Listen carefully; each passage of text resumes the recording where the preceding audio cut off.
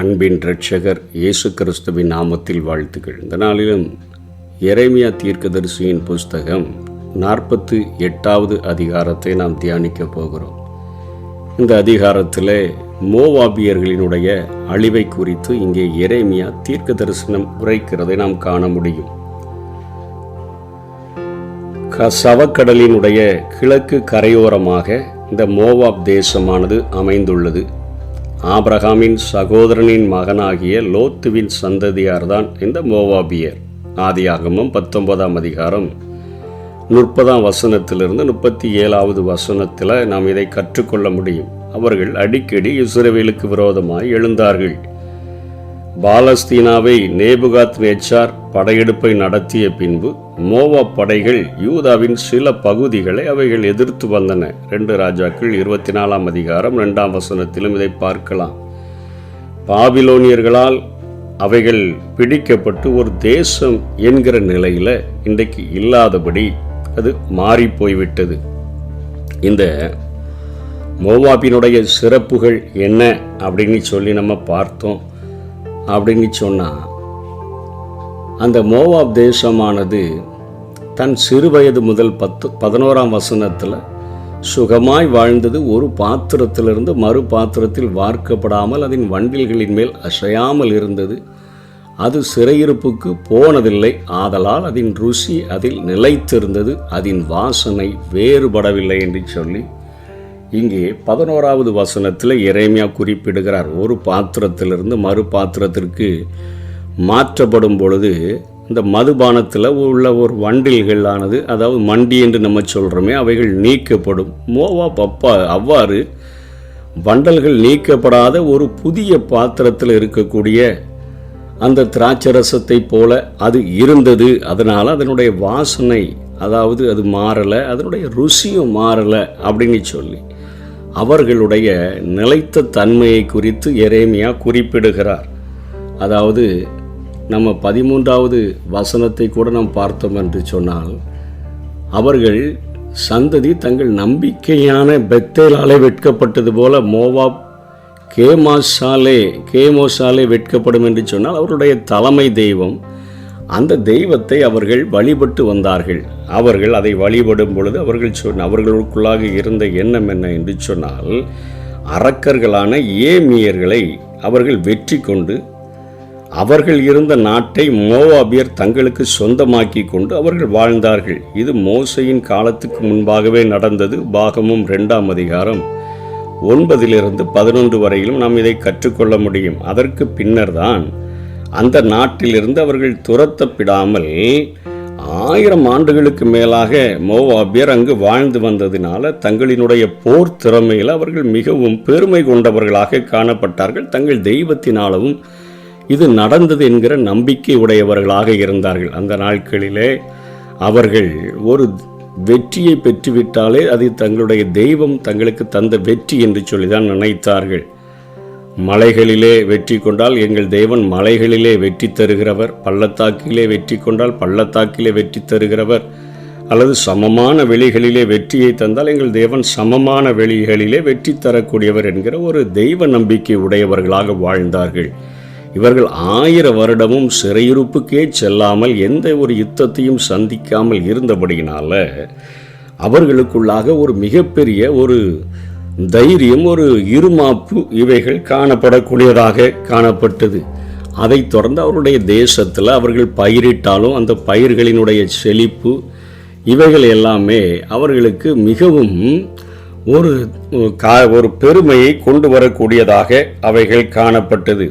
அவர்கள் தேசத்தில் விளையக்கூடிய திராட்சை பழங்கள் அவைகள் எல்லாமே, அதாவது சிம்மா ஊரின் திராட்சை செடி, அது மிகவும் அது அழகாக, அது மிகவும் நேர்த்தியாக அது படர்ந்து சென்று கடலையும் தாண்டி யாசேர் தேசம் வரைக்கும் அது பரவி இருந்தது என்று சொல்லி அங்கே நாம் பார்க்கிறோம். இவைகளின் நிமித்தமாக அவர்கள் 14ஆம் வசனத்தில், நாங்கள் பராக்கிரமசாலிகள் என்றும் நாங்கள் யுத்த சன்னதர் என்றும் நீங்கள் சொல்லுகிறது என்று ஆண்டவர் கேட்கிறார். அவர்களுக்குள்ளாக அப்படி ஒரு எண்ணம் உருவாகிவிட்டது. நாங்கள் தான் பராக்கிரமசாலிகள், நாங்கள் தான் யுத்த சன்னதர் எல்லா தேசமும் அழிக்கப்படுது, எல்லா தேசமும் பிடிக்கப்படுகிறது.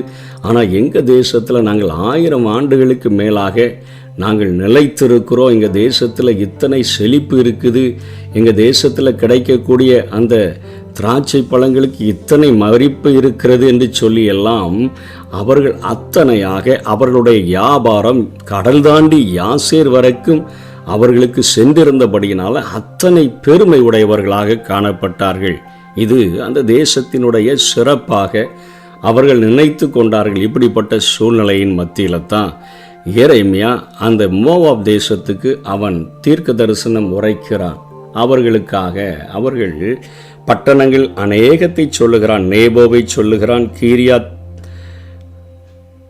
கீரியா தாயிமை சொல்லுகிறான், எஸ்போனை சொல்லுகிறான், மத்மனையை சொல்லுகிறான், ஓரோனாயும் என்கிற பட்டணத்தை சொல்லுகிறான், அப்போ சிப்மா ஊரை சொல்லுகிறான்.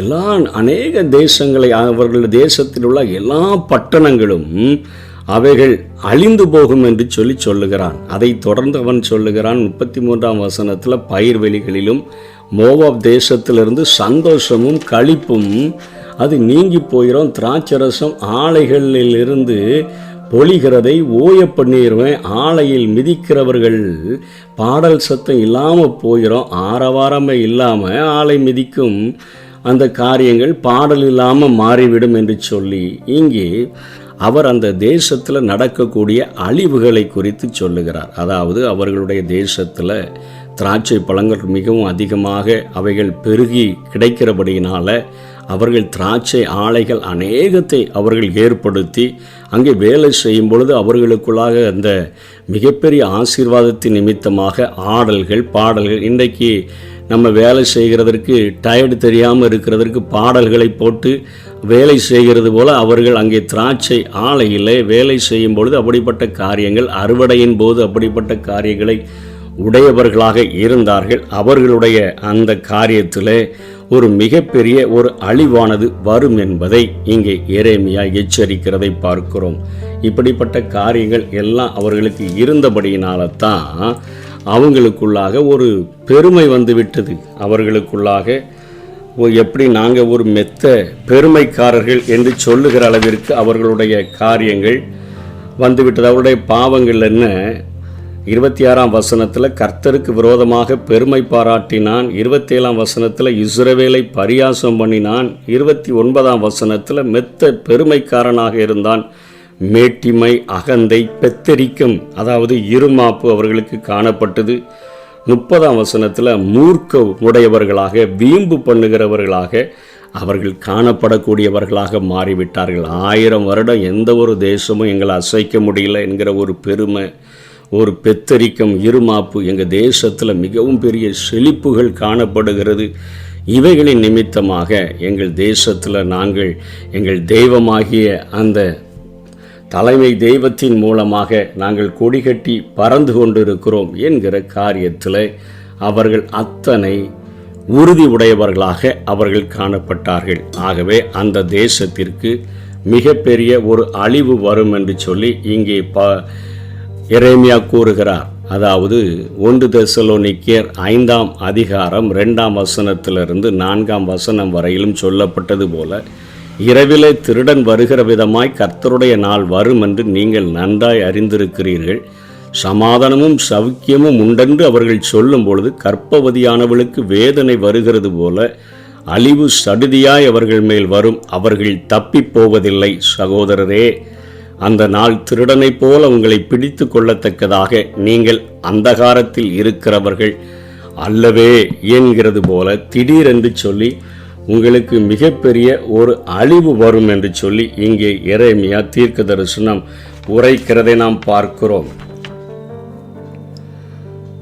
நீ உன்னுடைய சம்பத்தையும் பொக்கிஷங்களையும் நம்புகிறபடினாலே நீயும் பிடிக்கப்படுவாய். அப்பொழுது கேமோஸ் என்று சொல்லக்கூடிய தெய்வமும் சிறைப்பட்டு போகும், அதனுடைய ஆசாரியர்களும் பிரபுக்களும் ஏகமாக சிறைப்பட்டு போவார்கள் என்று சொல்லி இங்கே ஆண்டவர் சொல்லுகிறார்.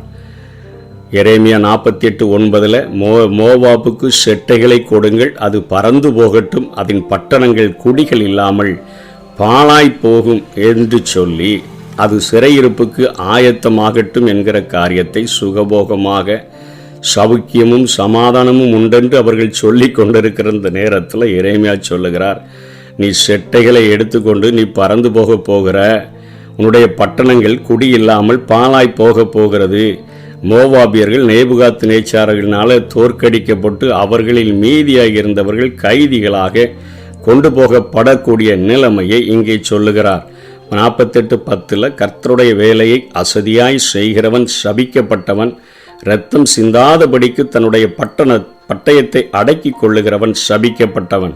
இந்த வசனத்தில் உள்ள எச்சரிப்புகள் மோவாவை அழிக்கும்படியாக கட்டளை பெற்ற அந்த நேபுகாத் நேச்சார் அவனுடைய படைகள் அதை அசதியாய் செய்யாமல் சுறுசுறுப்பாக செய்து முடிக்க வேண்டும் என்று சொல்லி இந்த வசனங்கள் அவர்களை மிகவும் துரிதப்படுத்துகிறதை பார்க்கிறோம். இதே வசனத்தை ஆவிக்குரிய அர்த்தத்தில் நாம் எடுத்துக்கொண்டோம் என்று சொன்னால், கர்த்தருடைய ஊழியத்தை அசதியாய் நாம் செய்து விடாதபடி ஆவியின் பட்டயத்தை பயன்படுத்தி பாவத்திலிருந்து மக்களை விடுதலையாக்காதவன் சபிக்கப்பட்டவன் என்று எடுத்துக்கொண்டு நாம் யாவரையும் கர்த்தர் இந்த சாபங்களிலிருந்து காக்கும்படியாக, சாபங்கள் வராத வண்ணம் ஊழியம் செய்யும்படியாக ஆண்டவர் நமக்கு கிருபை அளிக்கும்படியாக நாம் ஜெபிக்க வேண்டும்.